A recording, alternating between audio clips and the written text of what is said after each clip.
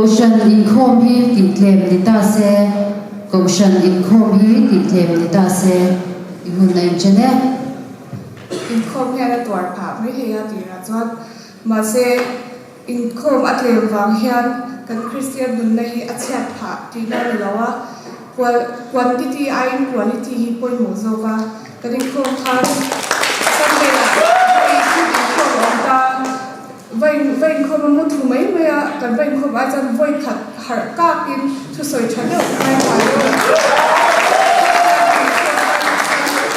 ma se in khom hui anwa me ma in khom hi Kohhran in polna ania Kohhran ka in polna le pathia kan nai na le nun ko kan zirna nia chu wang san ti tlem chu ka ti chawng lawa ma se lo tlem ho ni se apoi ka ti chawng lo in khom ma chuan tu na K.T.P te Kohhran mei cha te pavalai te kan nei tu na junior K.T.P te po kan nei apoi mo ma ma se zantin tu na Monday, Tuesday, Wednesday, Saturday le Sunday hi kan in khoma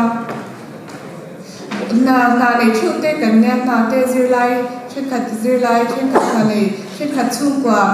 en kol tu te nia man vek khi hara in khom kin vek po hara chu wang swa in thiam lo chong lo la kan in khom hian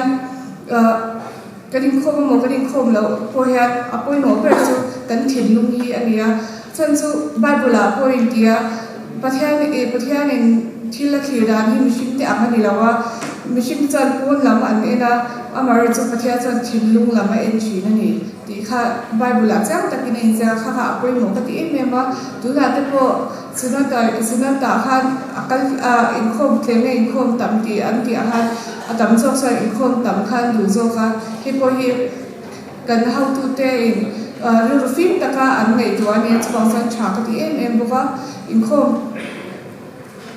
ke ma chan ha sai lo in khom hi ka duwa ki khom tam thei lawa amar chu kan in khom mo kan khom lo han am Kohhran mi di in ngai sak to dila ani khom lo chan na ti in khom lo idam lo mi te han te kha khan in khom le chang na te kha siam theya